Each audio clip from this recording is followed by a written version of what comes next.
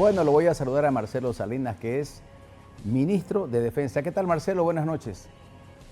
¿Qué tal, Pepe? Muy buenas noches. Bien, pareciera que usted está en San Francisco, pero yo sé que es un fondo. Sí, bueno, es el mejor que pude encontrar. Qué bueno. Cuéntenos, Marcelo, primero que nada, gracias por estar acá en No Mentirás, primera entrevista como ministro de Defensa. ¿Cómo ha sido el arranque de este nuevo desafío en su vida?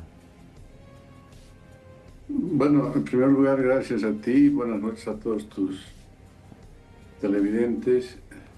Un comienzo, un desafío interesante, pero un desafío posible. Las metas que nos ha puesto el señor presidente son muy importantes y creo que estamos avanzando en ella. Y bueno, uno de ellos se ha cumplido hoy. Sí. Hoy se toman varias decisiones. Creo que hay un hilo conductor, ¿no? Que es menos ideología, ¿no? Sí, las Fuerzas Armadas lamentablemente han estado sometidas, diría yo, a un constante asedio y permanente presión para ideologizarse, ¿no? Cuando la Constitución Política del Estado, desde hace muchos años, establece con claridad que las Fuerzas Armadas no deliberan ni gobiernan. Sin embargo, las trataron de meter dentro de un campo político al cual ellas no pertenecen. Sí. ¿Qué comentan sobre esto los militares? ¿Qué le dicen a usted? ¿Usted siente que había como una demanda de parte de ellos, quítenos esta presión política? Bueno, yo siento en ellos un alivio. Ok, El hecho de que se haya posesionado un comando en jefe, un alto mando militar, jefes de fuerza y de Estado Mayor, que todos sean primeros de curso, les ha generado una confianza en que se va a respetar la institucionalidad de las Fuerzas Armadas más allá de lo que piensen ellos en términos personales e individuales sobre el destino del país. ¿qué pasa con el tema de la huipala? Y lo pregunto de manera especial. Escuché la explicación del presidente que dice no es un escudo, es otro tipo de simbología, pero de repente usted como ministro de Defensa le quiere decir algo a la gente que sí se siente identificada con la huipala y podría entender que esto es como un cierto desdén. Explique, por favor, la motivación del cambio y cómo es que se lo hace esto sin dañar ninguna sensibilidad. Bueno, en principio hablamos del emblema que llevan los jefes, oficiales y clases de las Fuerzas Armadas, y existe un proyecto planteado por parte de ellos para modificar ese emblema. No significa un desdén a las Fuerzas Armadas, sino significa simplemente volver a su antiguo emblema, y no significa un desdén para nada. Las Fuerzas Armadas se sienten más identificadas con este emblema y no desdeñan ningún símbolo nacional, ni la cantuta, ni el patubú, ni la huipala, y mucho menos la tricolor nacional. Esto de haber introducido la huipala en el escudo, ¿obedecía a un intento de tratar de meter ideología a la educación, a los militares, a todo el culto a la personalidad? ¿Eso es lo que había antes? Sí, exactamente. Imagínense la escuela que hemos cerrado hoy día definitivamente. Es una escuela donde los tenientes y luego en su condición de mayores asistían a tomar clases de política, no de geopolítica, sino de política, donde les metían una serie de materias como que no hay que tomar Coca-Cola porque es favorecer al imperialismo, etcétera. Ese era el tipo de materias que llevaban ¿De en esta verdad escuela. eso es verdad? ¿Eso sí se enseñaba que la Coca-Cola podía volver imperialista? Bueno, que no les podía volver imperialistas, sino que era apoyar al ¿Se imperialismo. contribuía al imperialismo? Exactamente, desde ese tipo de, pero no se llevaba geopolítica, no se llevaba nuevas tácticas militares, etcétera. No era una escuela militar, era una escuela ideológica para tratar de formar cuadros políticos dentro de las Fuerzas Armadas. Ahora, ¿qué va a pasar con ese lugar donde funcionaba esta escuela antiimperialista?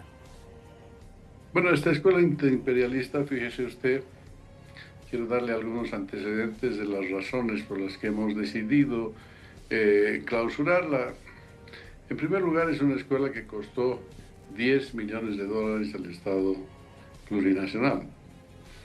Y si usted compara eso con el hecho de que los conscriptos en el país durante los 2 últimos años no han tenido una sola bala para practicar y que en realidad han recibido instrucción con palitos o con rifles de palo.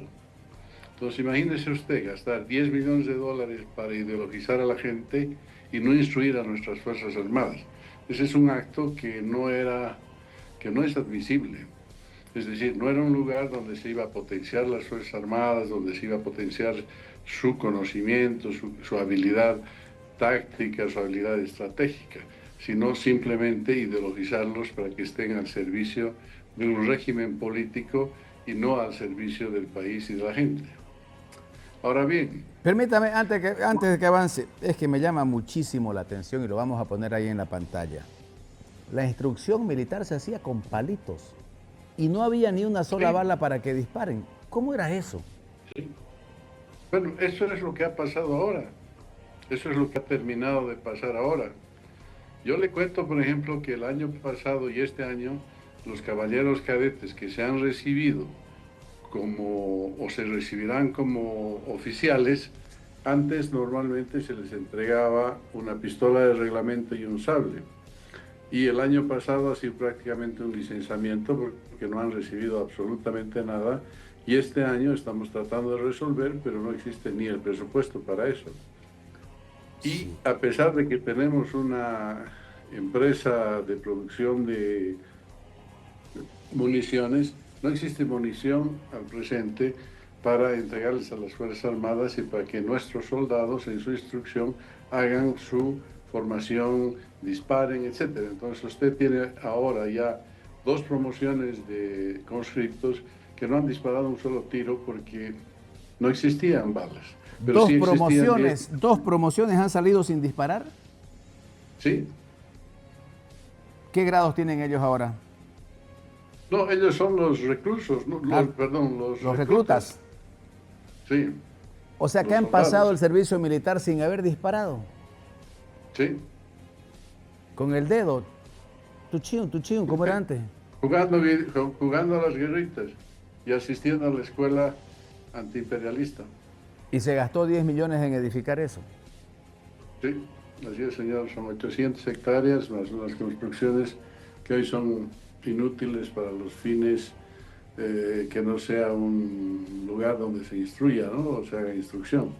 Sí. Por lo tanto, hemos decidido que ese lugar sea un lugar donde tenga múltiples usos, desde la generación de plantines para reforestar el país, o Santa Cruz en este caso, porque está muy cerca de Santa Cruz, cerca de Guarnes. Va a ser una escuela de entrenamiento para que los soldados puedan hacer precaución o tratar de anticipar los incendios, ayudar a combatir los incendios, Dios mediante que no existan, y prepararse para ser los grandes cuidadores de nuestro parque, de nuestros grandes parques nacionales, y a través de eso poder conseguir bonos verdes o bonos de carbono que se llaman en el mercado para que las Fuerzas Armadas puedan ser autosostenibles. Le consulto, ¿cómo están las Fuerzas Armadas en Bolivia en cuanto a equipamiento, en cuanto a armas? ¿Somos la que tiene menos potencial bélico en Sudamérica? Yo creo que sin duda alguna, hace 40 años que no se compra un fusil en Bolivia. ¿Hace 40 años no se compra un fusil en Bolivia? Sí. Esos son los datos que tengo yo de los reportes de los distintos comandos. Oiga, pero se supone que pasamos por una época de muchos recursos. Sí, bueno, en esa época les pusieron ponchos rojos, ¿no? Se halla en la pantalla, hace 40 años no se compra un fusil. Entonces, Así es. se han comprado menos aviones, se han comprado No, entonces no. tanques, ni pensar. Ahí en Cochabamba, las Fuerzas Armadas tienen en Cochabamba 8 helicópteros chinos que no vuelan, que están simplemente parados. Me estoy Y que acordando repararlos. ahorita, ministro de Defensa, que cuando hay esa acción de, ¿cómo se llama el señor que hizo esto, que se llamó golpe, autogolpe? Zúñiga. La tanqueta se fregó, ¿se acuerda? De acuerdo. Bueno, ¿cuántos años tendrá esa Es que tanqueta? eh, yo recuerdo de las épocas de los golpes de Estado, eran esas las tanquetas que salían, ¿no? Años Hace 70 y cuántos años. 80. Sí. Oiga, ¿y qué se va a hacer con eso ahora? Porque tampoco hay plata ahora. No, bueno, ahora menos, ¿no? No se ha potenciado las Fuerzas Armadas. ¿Pero va a haber balas para Eh, los eh, soldados o no? bueno, estamos haciendo ahora un plan de acción en diversos sentidos. En primero, de darle un nuevo rol a las Fuerzas Armadas sin dejar su rol principal, que les permitan a ellas ser autosostenibles. Vamos a encarar un proceso con los amigos de España, que son los socios de la empresa de municiones que hay en Bolivia, para volver a reiniciar la producción de balas y de esta manera poder volver a tener ejercicios plenos en el entrenamiento de nuestros conscriptos. ¿Cuántos militares tiene Bolivia? Bueno, ahí estamos alrededor de 40.000 hombres. ¿Eso es poco en relación a nuestra población, territorio? Yo diría que está dentro de la normalidad, pero de nada sirve tener 40.000 hombres si no pueden usar ni sus armas, ¿no? Si no puede entrar, ¿cómo? Si no pueden usar ni sus armas. Claro, obvio. Claro. Pero no solamente porque no hay balas, sino porque hay un reglamento que los oficiales recibían su pistola y debían entregarla a un depósito de las Fuerzas Armadas. Y solo pueden ser usadas en actos oficiales. ¿Usted qué se propone, Marcelo, ministro de Defensa? ¿Usted qué se propone? ¿Cuál es su objetivo? Bueno, en la última reunión con el alto mando, les hemos presentado un plan de acción para primero recuperar la dignidad, la institucionalidad de las Fuerzas Armadas y a partir de ahí comenzar a jugar nuevos roles en la sociedad. Uno es la ecología, por supuesto, que va a permitir que las Fuerzas Armadas tengan recursos, se autoabastezcan. En segundo lugar, habrá que explorar cuánto las Fuerzas Armadas van a entrar al tema de la seguridad ciudadana. Esa ya será una política de Estado que debemos conversarla seguramente con el gabinete y el presidente de la República. Todos sabemos que hay focos rojos donde ya ni la policía puede entrar, pero nosotros debemos cumplir con el rol de las Fuerzas Armadas para recuperar esos territorios y además para cooperar a la ciudadanía en que se sienta más segura. Uno de los ejemplos más claros en eso ha sido Bukele en el uso de las Fuerzas Armadas para recuperar la seguridad ciudadana en su país. ¿En Bolivia podría darse algo similar? Yo creo que sí, yo creo que es posible que las Fuerzas Armadas puedan patrullar zonas rojas en el Alto, zonas rojas en el Plan 3000 o en Cochabamba, en las zonas periurbanas donde el delito cada vez va creciendo más, ¿no? Interesante, las Fuerzas Armadas podrían patrullar zonas rojas. Una experiencia bastante similar a la de Bukele. ¿Usted ha pensado viajar a El Salvador, algo así, para conocer más de cerca esas experiencias?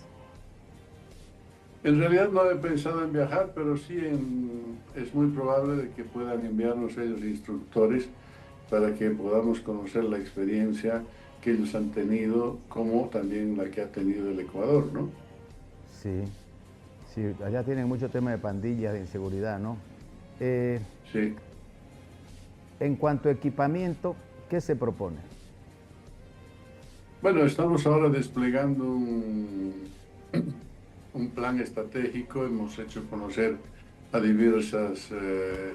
a diversos países amigos para conseguir una cooperación y poder dotar de un mínimo de equipamiento a las Fuerzas Armadas que les permitan cumplir con su rol.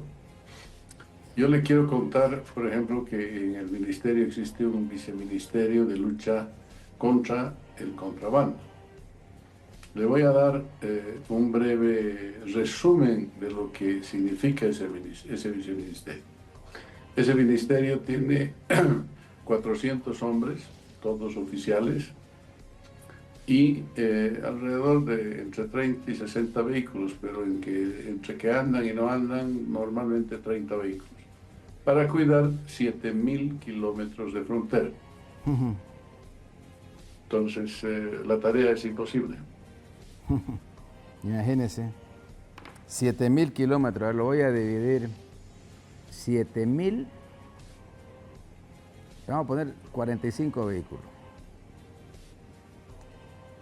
No puede, es imposible, ¿no? Imposible. O sea, ese vehículo no tendría que parar ni un minuto al día. ¿No? Y con 400 personas menos. Y dígame cómo hacemos en la Amazonía, que no hay Claro. caminos, o lo escarpado. ¿Qué va a pasar los con caminos. eso? Porque eso era, digamos, como mentirnos nosotros mismos. Es decir, difícil que sea eficiente y muy probablemente que esa unidad se hubiera corrompido, ¿no? Sí, pues, en realidad lo que se necesita es tecnología, ¿no? Se necesitan drones, se necesitan visión desde los satélites, se necesitan helicópteros, porque no solamente eso permite luchar contra el contrabando, sino también contra el narcotráfico, ¿no? Como usted bien sabe, Bolivia se ha vuelto un país tránsito. ¿Cuánto van a coordinar ustedes con la policía? Todo lo que se pueda. Tenemos una relación permanente con el Ministerio de Gobierno, intercambiamos información y estamos en permanente contacto, porque es la única manera de que la sociedad boliviana no sea ganada ni penetrada finalmente por el narcotráfico u otros delitos, trata de blancas. Eso está bien, ¿no? Sabe que siempre se vio a estos ministerios compitiendo. Cuando decidan complementarse, será mucho mejor que cuando decidan competirse. En realidad no hay competencia, hay complementariedad. Hay una voluntad enorme de parte del ministro Oviedo como de parte mía e instrucciones del presidente, ¿no?, que son fundamentales para seguir adelante en esta pelea. Otra consulta, a ver, si vemos algunos antecedentes bastante recientes, el general Calimán, que parecía muy leal a Evo, termina en contra de Evo. El general Zúñiga, que parecía muy leal a Arce, termina en contra de Arce. ¿Qué hacer para que ese tipo de situaciones no se repitan ahora? Volver a la institucionalidad. Si nosotros respetamos sus jerarquías, sus reglamentos, ellos van a ser respetuosos de la Constitución política del Estado, ¿no? Hoy día tenemos muchos militares presos por haber defendido la Constitución política del Estado. ¿Qué va a pasar con esos militares? Bueno, varios han salido en libertad y muchos han sido dados de baja por el propio Ministerio de Defensa y las Fuerzas Armadas en un afán ideológico, ¿no? Habrá que estudiar caso por caso y ser imparciales en cada caso para ver el comportamiento de cada oficial. Pero aquí no ha habido un juzgamiento equitativo, le diría yo. Solamente ha sido culparlos y encarcelarlos como un instrumento político para escarmentar de que nunca más nadie haga respetar la Constitución política del Estado. No quiero, por ello, no sentir los muertos que hubieron en las distintas conflagraciones que tuvo que ver el país por una política y una lucha política que no significaba nada. Entiendo que la idea del presidente, y que debe ser la instrucción a sus ministros, es uno, no meterle mano a la justicia, Otra debe ser no meterle mano a la policía en el sentido de no querer manipularla, ideologizarla, nada, y lo mismo a las Fuerzas Armadas, ¿no? Exactamente, esa es la instrucción del presidente, eso es lo que se está cumpliendo y eso yo creo que les ha dado mucho ánimo a nuestros soldados y están dispuestos a hacer sacrificios para avanzar. Perfecto. Le quiero agradecer mucho, Marcelo, por la entrevista. Hemos podido conversar y la gente ha podido escuchar cosas que hace bastante tiempo no escuchaba de lo que pasaba con los militares. Le agradezco mucho, muy amable. A usted, Pepe, encantado de saludarlo y hasta la próxima. Que esté bien.